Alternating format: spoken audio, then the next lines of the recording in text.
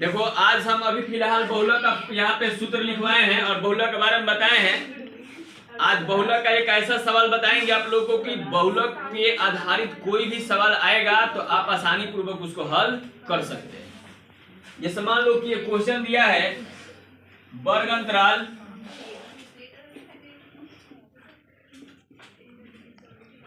फिर इसके बाद इसमें बराबरता है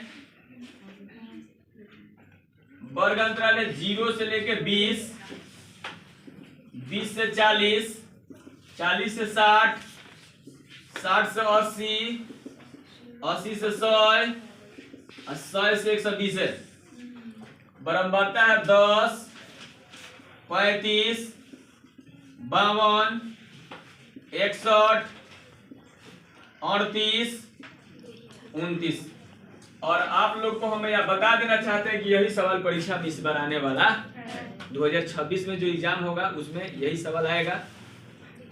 यहाँ पे आपको नियम जो बताया गया उसके अनुसार चलिएगा। बहुलक में सबसे बड़ा जो बराबरता होता है ना, अधिक जो बराबरता होता है सबसे बड़ा वही तुम्हारा बहुलक वर्ग होगा।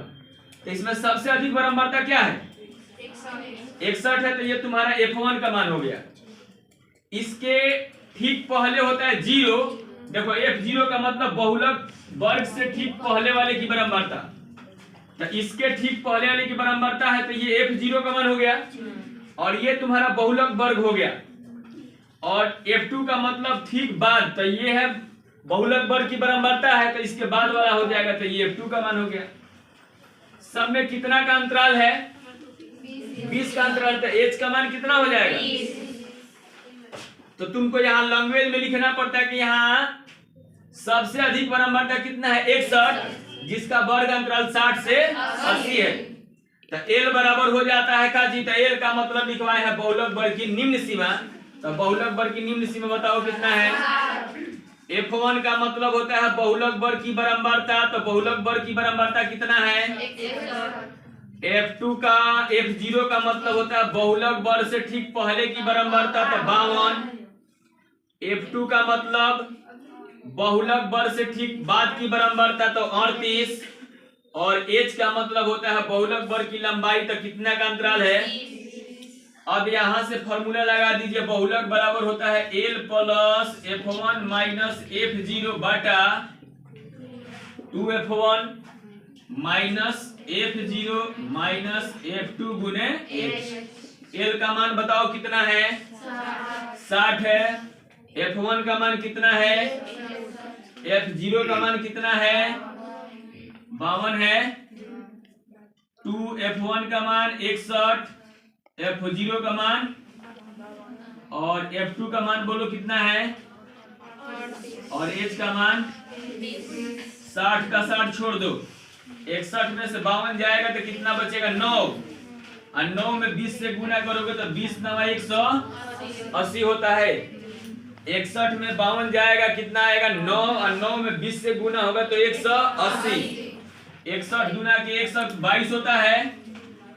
और 52 और 38 जोड़ोगे ना तो ये 90 हो जाएगा। 60 प्लस 180, 122 में से 90 जाएगा 32 आएगा। यहाँ 60 प्लस 180 में 32 से भाग देंगे कितना आएगा? यहाँ पे भाग देंगे तो आ जाएगा 3 6 का 18 अधिक हो जाएगा। 3 5 5 दूनी के 10 और 3 5 15 1 16 0 2 कट गया। दशमलव देंगे फिर यहाँ आ जाएगा 0। 6 बार में जाएगा 6 दूनी के 12 36 18 19 8 कट गया 0। 32 दूना के 64 होता है यानी कि आ गया 5.62। जोड़ दीजिएगा 65.6262 आंसर आएगा इसका। अगर ये वीडियो आपको अच्छा लगा है, सवाल में कहीं डाउट हो, कोई भी किसी भी प्रकार की दिक्कत हो तो कमेंट बॉक्स में कमेंट करना ना भूलें। आपको और बेहतर तरीका से समझाने की कोशिश हम करेंगे। धन्यवाद। ओके।